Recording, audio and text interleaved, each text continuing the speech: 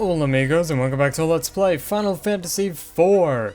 In the last episode, we went through the Cave of Bahamut, also known as the Cave of Incredible Tedium, and defeated Dragon Face, the boss of that area.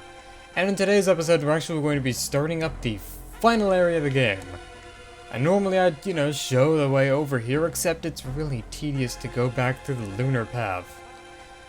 So, going through the items real quick, I did buy some items, provisions and stuff for going into this dungeon.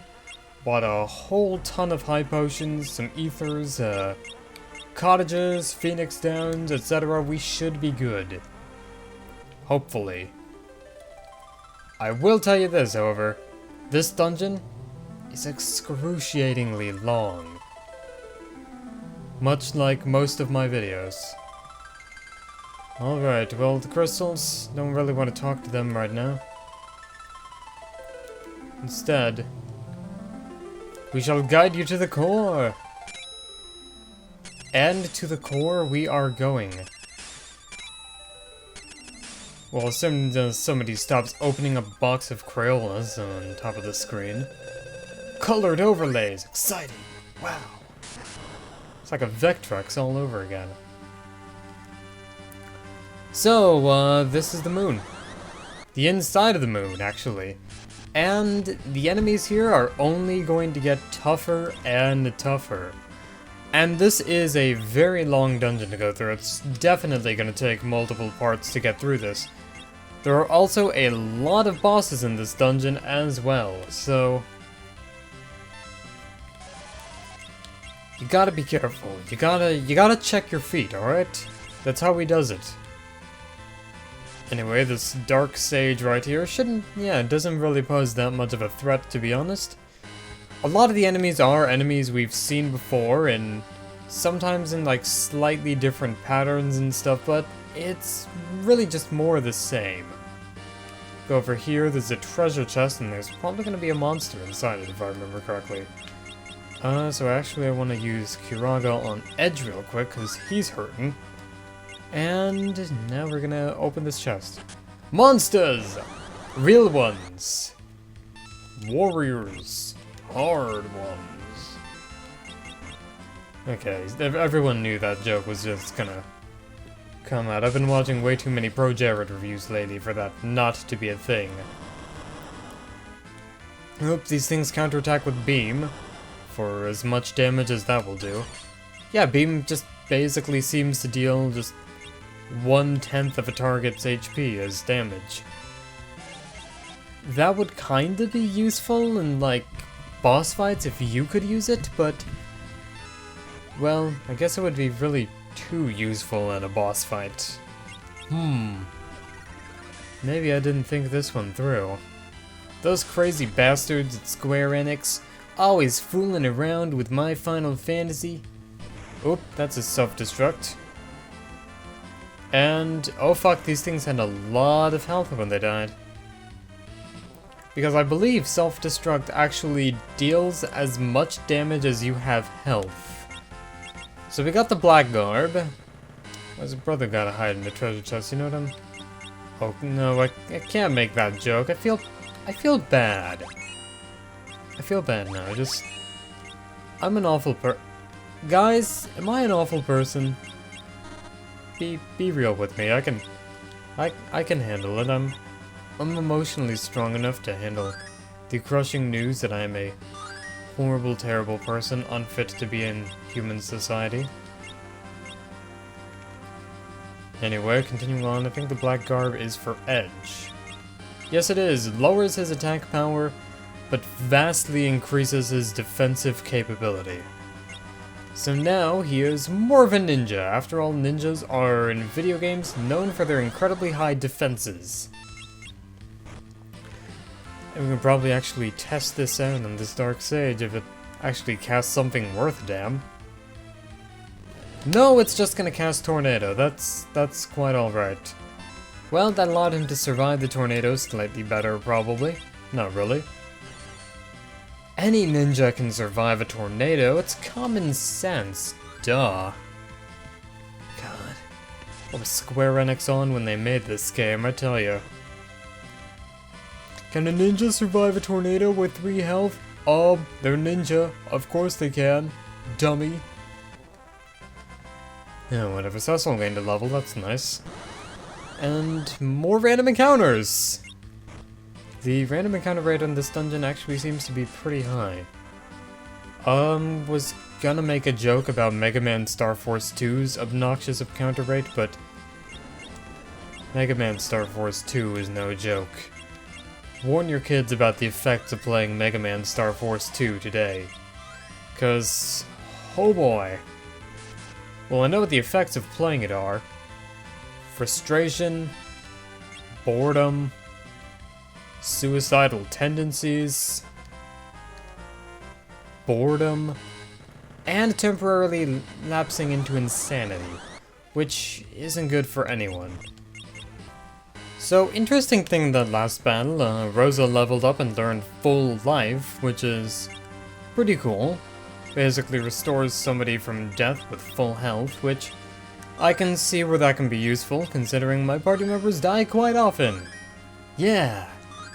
But, another thing happened where Cecil had 262 health remaining after an attack, and one of the giants decided to use Beam as a counterattack to one of Rydia's spells.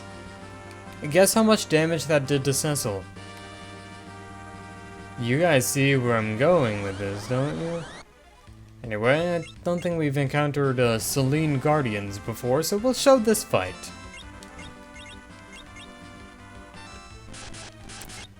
Because, why not? Probably gonna cut that massively long, droning battle with the 2 giant warriors out, because the warriors themselves aren't necessarily that interesting, they're just giant robots. Of course, what would you expect on the moon?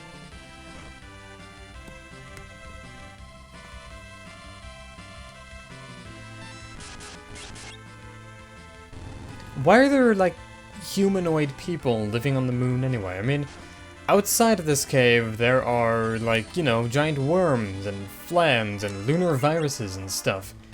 But in this dungeon, we've encountered humanoid enemies and giant robots. What's more, how do they have an infinite supply of, like, humanoid... well, what's basically cannon fodder at this point, to throw at us? I mean... it's just kind of weird. Are we really just going through, like, some kind of weird village and stuff, and they're just, like... trying to... I don't even know what I'm talking about. Monsters! Real ones! This is gonna be interesting, probably. Hope they're starting out with Fyra, which at this point in the game does next to no damage. Unfortunately, melee attacks still do damage, so... what did I just do? What did I pressed B, but what did that make me do? Game? Oh, come the fuck on. Really? That's what I press B, and it makes me cast Sight? Was B in the Super Nintendo version, was pressing B the instantly cast Sight button? I don't think so. This game is just all sorts of crazy, isn't it? Whatever. Drain, not really doing that much to me, honestly. Alright, life.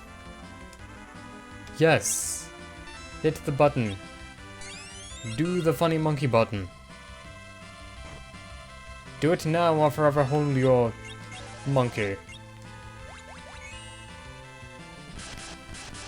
Man, I can't wait for Rosa to actually start getting more MP, because... tell you what... this probably won't be fun if I run out of ethers. What's the harm? It'll probably be fun once we run out of ethers. It's gonna be a challenge! And after all, isn't challenge the most important thing in a game? And not whether a game functions correctly? Not whether a game, you know, bugs out every 5 seconds? Because, I mean, if it's difficult, then who cares if it's difficult for arbitrary reasons? Am I right, guys? Am I right, developers of old Nintendo games? Is this thing on? Ha ha. Fuck my life anyway. Right. Slashy slashy, cutty cutty. Sword, stabby stabby. Osmose. Oop. Well, shit lot of good that did ya. You have to realize Edge can't be Osmose. What do you think he is? Osmosis Jones? Osmosis Phlegm? No, he is Edge, a ninja. And white blood cells can't be ninjas? Because they're... well... okay, that was gonna turn into a racial joke somewhere around that. Sage's Staff! Wow! This is gonna be a thing, isn't it? It's a staff, so yes. Yes. Staff infused with the power to revive. I believe this means that healing spells heal more, maybe? Should we test it out? But that didn't look like it healed that much more, but... maybe it... I don't know, the spell effects are really weird. Like when you get staff with the power to shit lightning and crap thunder. I mean, it's just like, what does that mean in-game though? It's just... weird. And crazy. And Ethiopia. And I'll tell you what...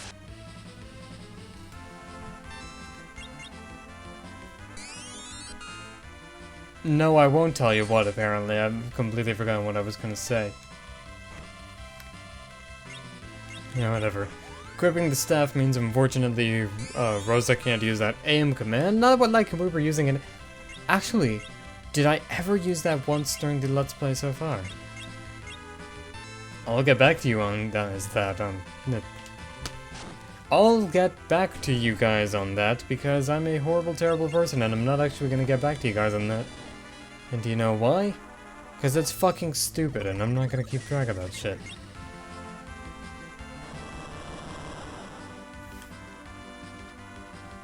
Yeah, whatever. Tsunami! Woohoo! Yes! Yeah, whatever. Continuing on, everyone took a beating from that, so... well, actually, we've got these high potions to use. Yeah. Why have we been healing again?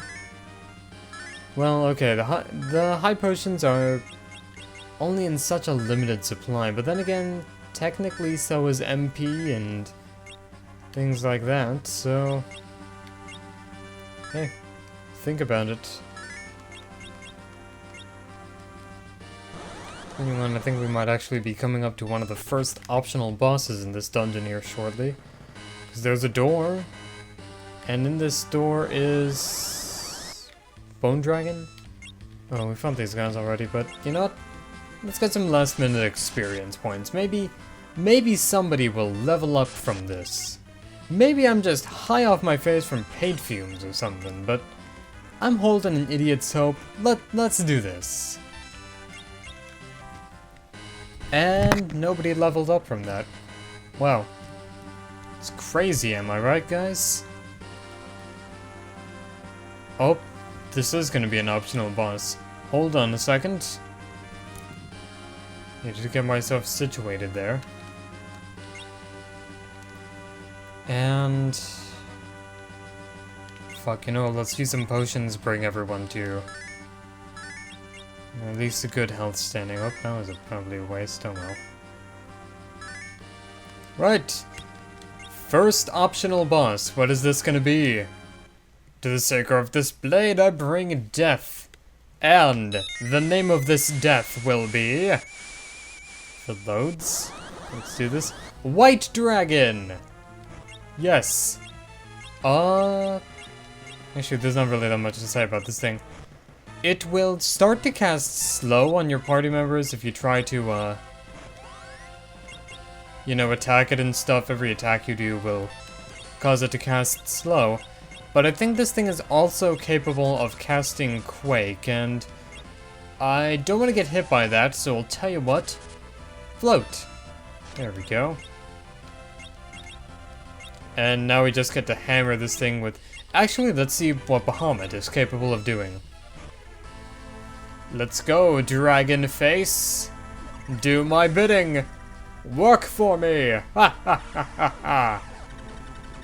And that sound effect is just, Oh yeah, he does cast Earthquake. Okay, well, Kane took the blunt of the damage there. We can just have Kane as being like a damage sponge or something like that. That'll work.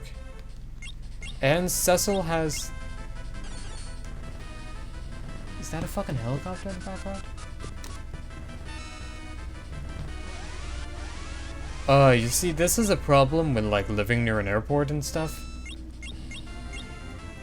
Because some dumb things happen to go on, in the background sometimes. Oh well. Let's get Kiraja out real quick. I'm surprised at how fast Kiraja, you know, casts and stuff, considering it's a high-level healing spell of healing magic. I'm healing myself with healing magic and aspirin. Oh man.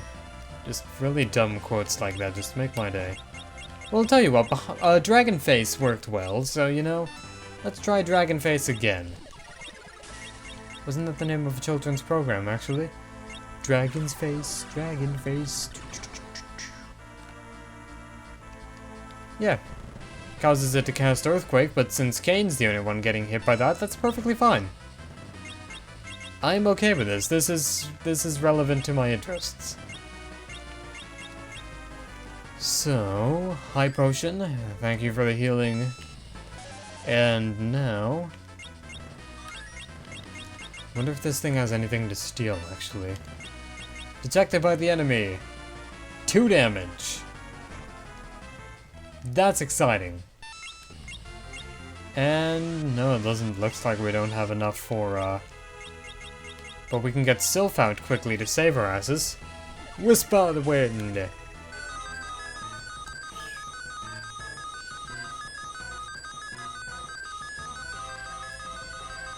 Every sound effect in this game is beautiful.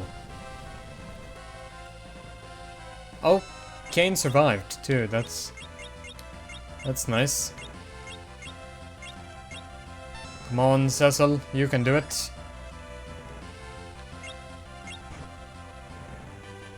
No, you couldn't, actually. That was really dumb for me to say.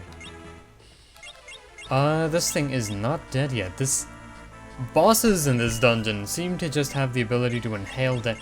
Well, we're not really that far into this boss fight, though, are we? Actually, let's see what full life will do. Demonstrate it to you common folk who never played Final Fantasy. And that was really exciting and interesting, wasn't it? It did what it was advertised to do. How zany and wacky. Something in a Japanese game that works. Wow. Crazy.